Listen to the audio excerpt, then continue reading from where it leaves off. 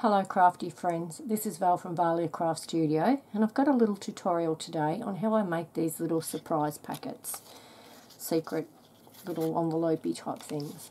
So they're quite simple, but I'll do a quick show and tell in just a moment on how to make them. But for the moment, this is kind of like the basis of the actual folder. You'll see I stuck this down on the back, and I haven't cared about how this looks because in this particular case I intend to stick that onto the page, so it doesn't matter.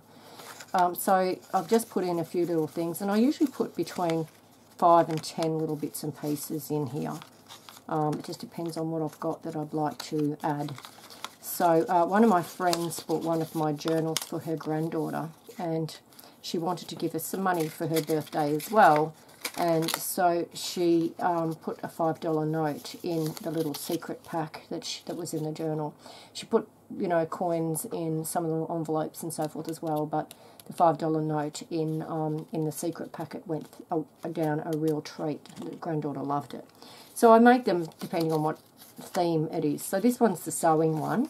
You'll see it's got a little sewing machine on the front, and inside it's got some little die cuts and a couple of lace holders in sewing theme, and a little card there about white sewing machine, and then we've got a little button and a little pair of scissors and a cotton reel and some pins. And so that's the kind of thing I put in there. Sometimes I put in little sayings or whatever, or in the case, as I said, of my friend with her granddaughter, you can put extra special stuff in. I actually think maybe gift cards would fit in these as well, so that's kind of an idea of how they can be used, you know, to give something a bit special as well as the journal. They're two the same. Now this one is a bit different because you'll see that I mostly use patterned paper that is all over pattern, so I don't have to worry too much about what direction it all goes. But with this Christmas one that I did, it was different because it was all wood grain paper, with the exception of this panel down the side with some pretty Christmas elements on there. So I just had to be careful how I cut it so that that piece actually became, it didn't matter whether it was the right or the left, but it had to be the piece that came over top of the other one. And you'll see that it doesn't really matter whether this side comes over or that side comes over. It works either which way. So the Christmas one has just got in a few little bits and pieces, like a little card. And you see that I actually lined them with a piece of paper or cardstock. And, you know, perhaps that sometimes confuses the issue because people might think that lifts up too, but it doesn't. So it's probably optional whether you put down a base inside the packet or whether you just leave that white. But I'll put in a couple of little cards and a few die cuts, little snowflakes, little Christmas tree, and a couple of those little wish and joy disc things. And so that's a Christmas one. So let's get onto it, and I'll show you how I make them. So I tend to use my 6.5 by 6.5 by 6.5 inch paper pads, because I think these are great for pockets, and you know, they make great triangular pockets if you just cut them down a bit. And I don't know which one will I use. I think I've had one like that. That's pretty, but that might be a little bit too diagonal. Oh, I wanted to use this pad.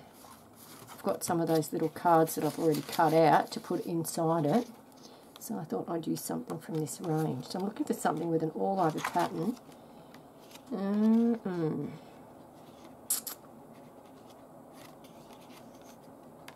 Goodness.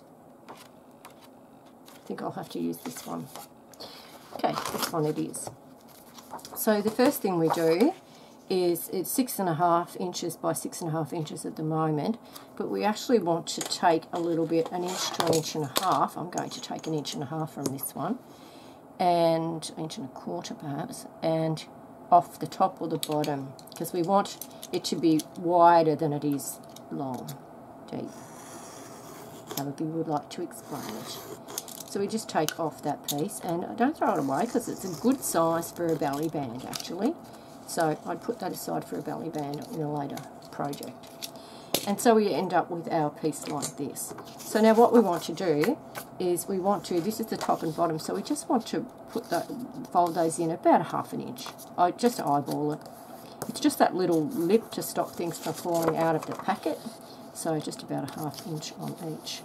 And if you do 1/2 inch on each top and bottom, and then turn over and do about 1.5 inches perhaps in the on one side. That's the side that will be underneath. And the other piece we want to overlap it, so I make it about 2 inches. But really all that matters is that it overlaps the other one. And that way we should have something that's, maybe it needs to be a bit, usually turns out to be about 3 inches by 4 inches when you're done, a little bit under the 3 inches. But it does depend on how much you fold these over. And you can see that I don't really measure as accurately as you might choose to, but I don't really mind. I'm not really aiming for it to be a precise size. So there you go, I've made that, that's all it is. Now we're opening it out because we want to cut out these corners, these rectangles at the corner on each corner. So just going to cut those pieces out.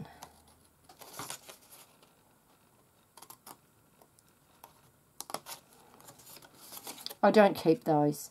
I mean, I keep most every little scrap of paper. Chuck it in a tub for when you're looking for something, but I just don't think they're worth keeping, so I don't. Depending on your paper, you might though. You know, like if it's a really gorgeous paper and you're cutting out, you know, something that you really love and value, you might want to keep them. They'd probably be okay as a kind of like a collage that we do on our tags, for instance. Don't know. That's totally up to you. So there you go, we've cut out those corners. Now the next thing I do is I just angle the cut here on the top and bottom ones, the smaller pieces that is, so that they don't stick when you're trying to close the sides down. Doesn't have to be too much of an angle, but just enough to stop it from interfering with the closure. So now we've got the top and the bottom, and those are the two sides that come over. So just check our thing there, and you know, I might just adjust that a little bit because it's not as straight as I would want it. Just be careful when you're doing this that you don't actually cut the under piece, you're just trimming the top. Alright, so there we go. So there's the basis of our thing. Now, you could just leave it like this inside and not stick something in there. But I do always put something in the base. So I'm just going to look what I've got in my bag of tips here and see what I've got that will look good. I'm working with mostly purple, and I can see that I've got this here that might look nice. What else have I got? That might look alright if I trim it down to size. Oh, and yes, I've also got these, which were in the cardstock pack that coordinates with the 6.5 by 6.5 pack. I got these, so you know, one of those inside there might look good, and I'd only have to trim a bit off one side. So I think I'm liking this one. I'm going to assume it's still a bit wide, but see, that one would have looked good too, and it's nearly the right size as well. No, I don't like that one. I'll keep that for another project. I think I'll use this one. So that still needs a little bit off it. They don't have to go right to side, so long as they're kind of like covering the base mostly, I'm happy with that. So if that works now, I'll be happy with that. Yeah, that will do.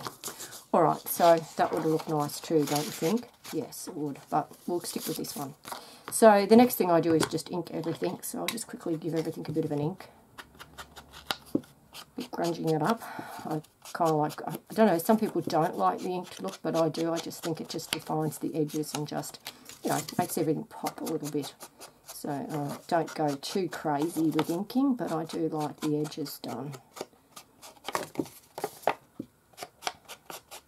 But as I say, that piece that we're sticking in the bottom could be left off if you prefer to just have all your loose leaf things in there and no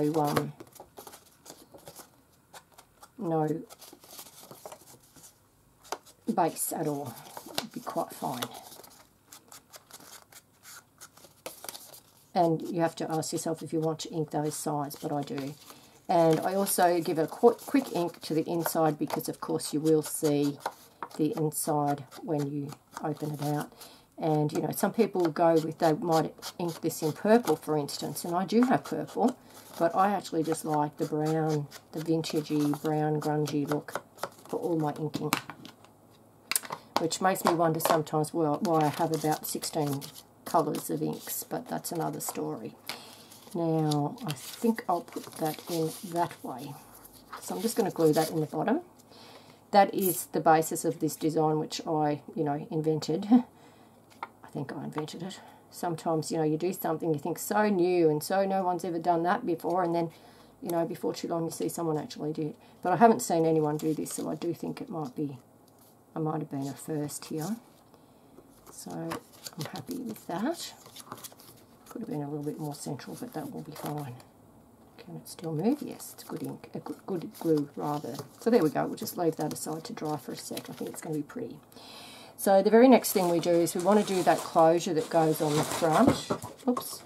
And I'm lucky enough to have some craft paper stock here, cardstock, and I've got a 1-inch punch. So very lucky to have my 1-inch punch. Just use this so much for different things.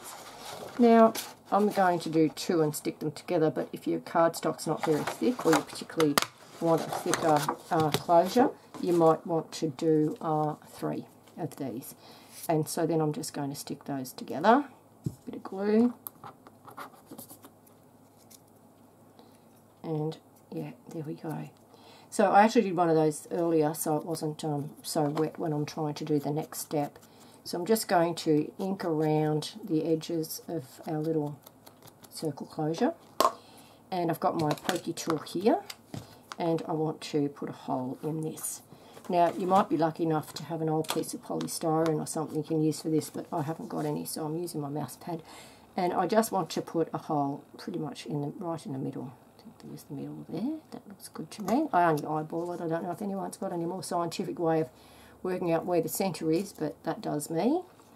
And then I think I want to make sure the flowers are at the bottom. Yes, at the bottom. So it's going to go like that.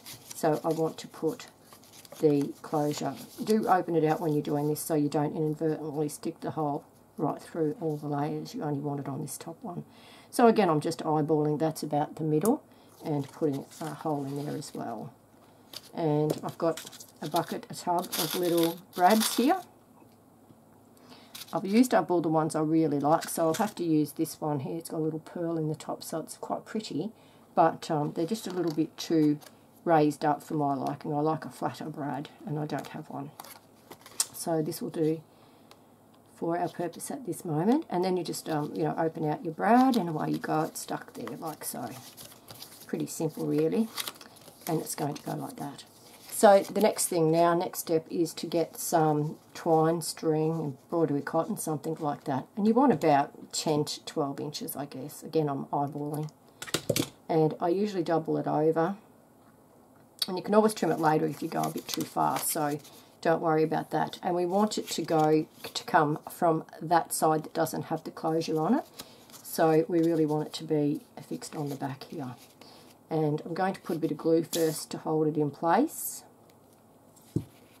There we go. And somewhere I have my washi tape. Yes, there it is. And I just stick a bit of this on.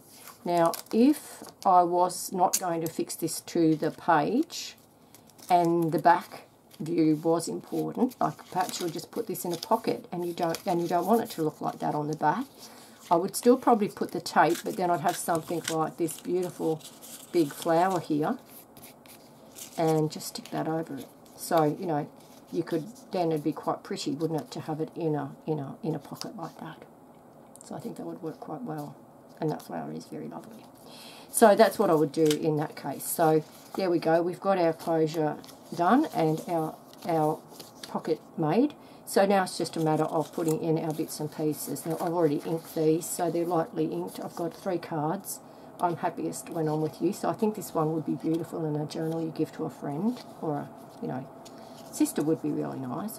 And then I'll put that nice big flower in there as well, and that flower and butterfly and the beautiful. So, you know, that's what I'm going to put inside, but it just occurred to me that I might want something on the front. Is it a bit too plain, do we think, Do we want it to be a bit embellished? And there's a question. So I've got these words. I could say nothing is more beautiful than a kind heart and just stick that on. Or I could put the butterfly on it. The butterfly would look good, wouldn't it? I think I like that. Or that little flower. How does it look? Is it better? No, I actually think the butterfly. So, you know, maybe just a little embellishment. But I actually think that people are going to come up with some really lovely ways to make this concept much prettier. I think, you know, a little collage of lace and die cut and, you know, blingy stuff on the front would look fantastic as well. So there we go.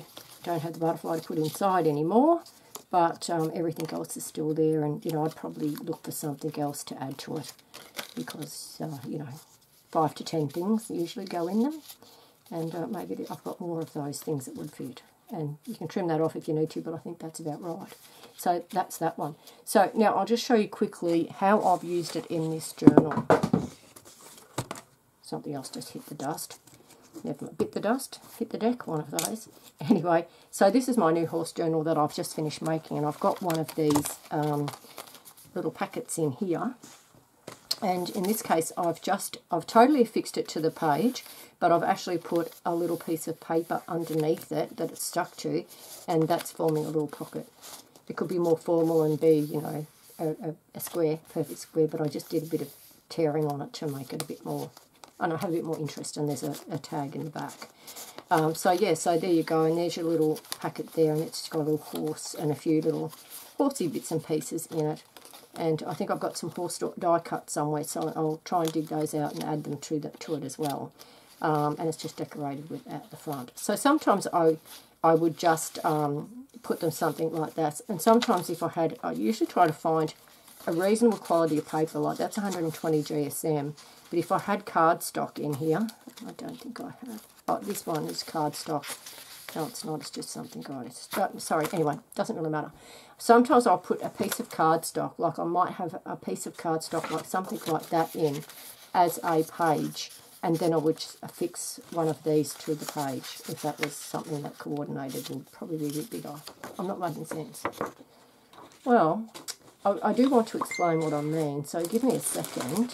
Supposing I had a piece of cardstock like this, I could just have that narrow over one side, so perhaps it could be a tuck spot, and then on the other side it would actually come in as a page, and then I would stick this on either side of that. A bit stark. But anyway, you get what I mean. You need to affix them, I feel. Either put them in a pocket, like they could go in any of the pockets here. They could go in something like that. But if you want to stick them down, you need it to be like, I don't think it would work too well on something like that. You need something a little bit stronger paper.